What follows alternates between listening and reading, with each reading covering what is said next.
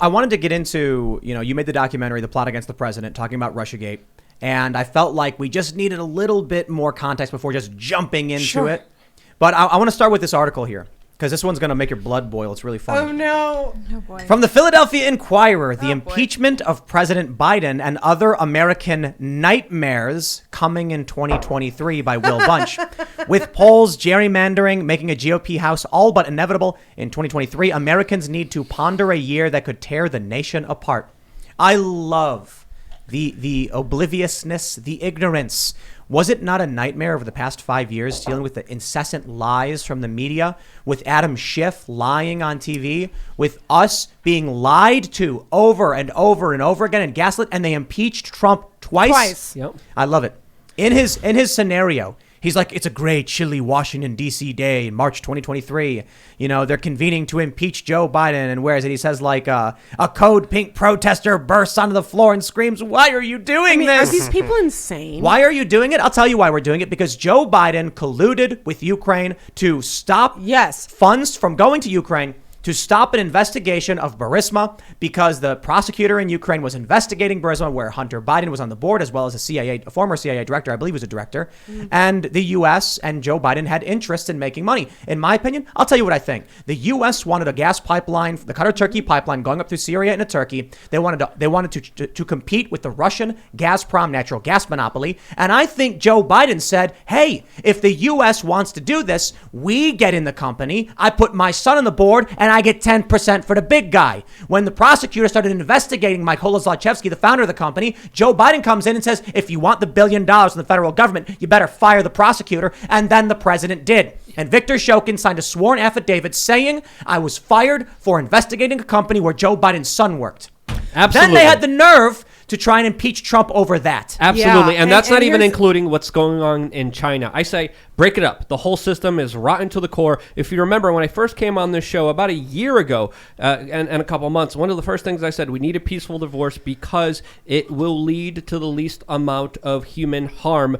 But essentially what we're doing right now, I think we're going to be stronger if we're going to be decentralized, because this centralized, corrupted system is literally weighing everyone down. When Biden announced there was no federal solution to COVID, a lot of people were like, that's awesome. That's great. Finally, let people do what they want. We already live under this kind of system where states get to decide what they want to do themselves. Empowering them even more allows more representation, allows more independent voices to be heard, and allows people not to be corrupted, whether in Ukraine, whether in China, whether in any other international dealing, whether it's Saudi Arabia. There's so much corruption. It's rotten to its core. It's disgusting. It needs to break up immediately. At this point, what we are, I hate saying this, but the United States is a corrupting. Say it. I kind of can't. It's that hard. It's a corrupting force in a lot of these places. Look, and the one thing, however, I'm going to go back to Ukraine, okay, because that's easier, okay? I can talk about Ukraine.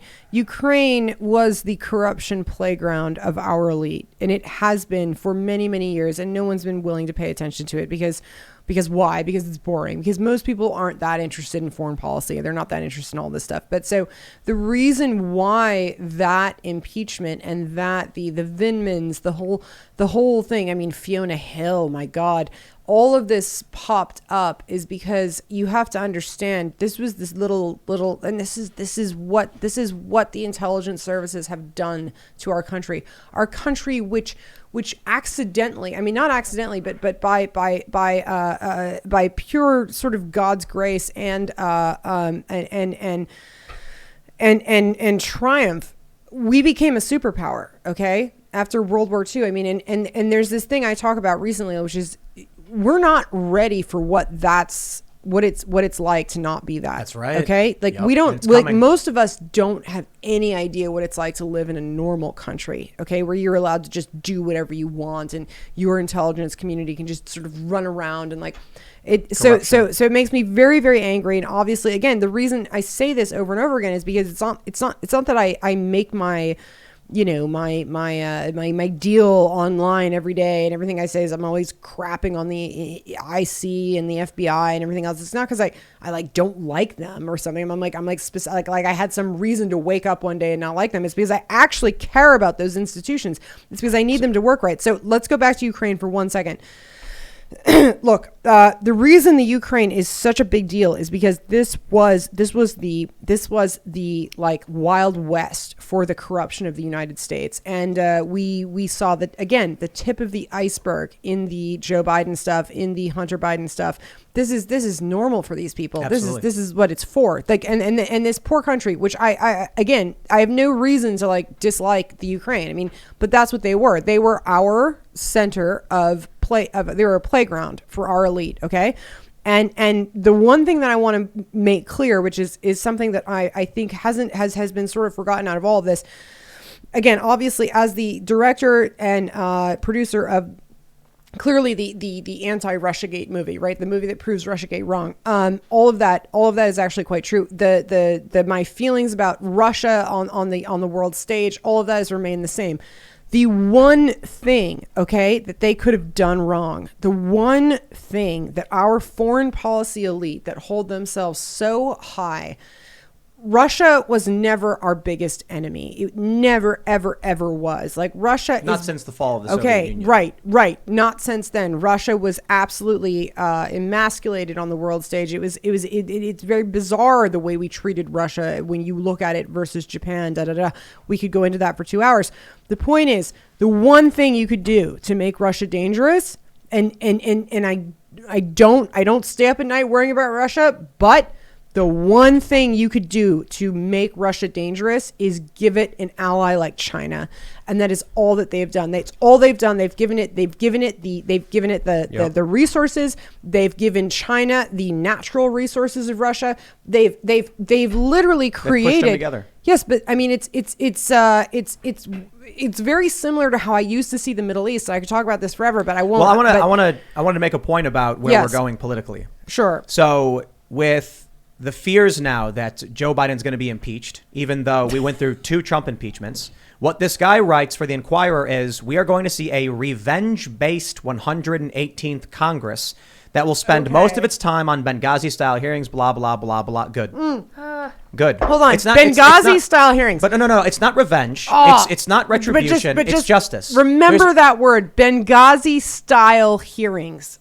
So what we're dealing with now, like ones about things that actually happen that can then get brushed under the rug.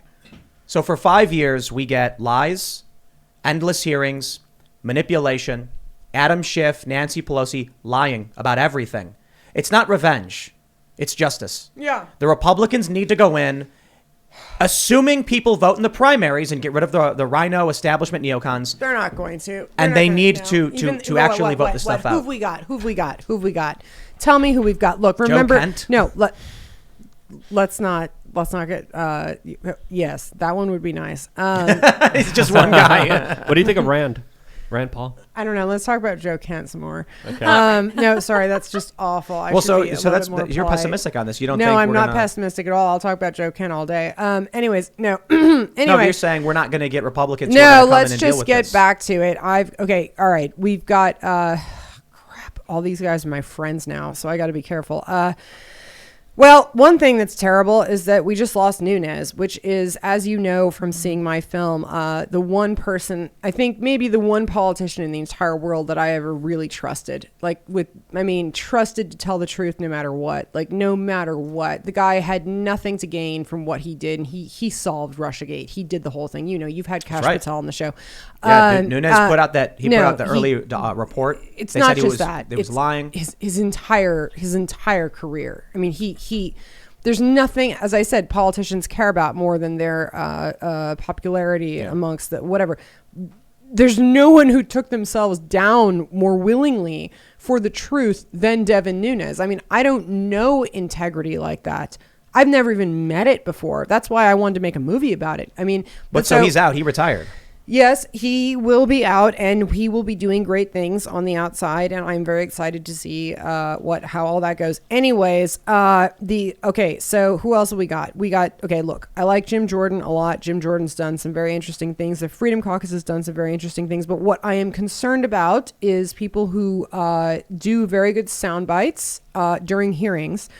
And they can their comms teams can make very nice little clips out of those sound bites, and they can sound very tough and but what does it actually accomplish? Nothing. We need the behind the scenes killers that might not be as good at the sound bites, and that's fine. And that's when, okay, so one thing I will say, you need control of Congress, and it needs to be among actual populists and anti-establishment individuals. We need the whole takeover. This is why, I mean, I might make a joke out of it because I'm silly sometimes, and I'm like a little bit of a goof. But like, you know, at my caucus, I've invented make Congress hot again. Yeah, sure, okay, but it's also America first. It's very, very, very much America first.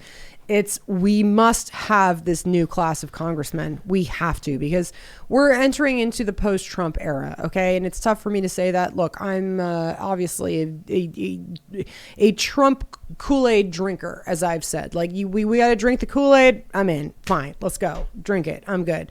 I'm in. I am so in. And I worked in the administration, and I would do anything for this president. I do anything for this movement, okay? But that's what it is. It's a movement, all right? It's we got to figure out what that is, and there's certain people trying very hard to figure out what that means, but at the end of the day, we have no time to lose, like none. Okay, we got to get this new class of congressmen in, we got to get this new class of senators in, and we got to act like now, because that means voting in the primary. Yeah. And I think Americans know that. I get so like I don't get to travel into the normal states as much as I used to. I do travel, sadly, all the time, but it's not always to the places where I'd like to talk to people, where I used to be able to like get down and like hang out and like talk to like normal people. But like, I hope they know. I hope they know what we're up against. We are. This is it, guys. Thanks for checking out this segment from the Timcast IRL podcast. If you want to watch live, you can check out this channel Monday through Friday at 8 p.m. Now, don't forget to smash that like button, subscribe to this channel, and if you want more unfiltered and uncensored content with all of these guests, go to timcast.com and become a member. All of these guests you know and love in exclusive segments on our website where we are unrestricted in what we talk about, so you'll definitely not want to miss it. Thanks for hanging out. We'll see you all next time.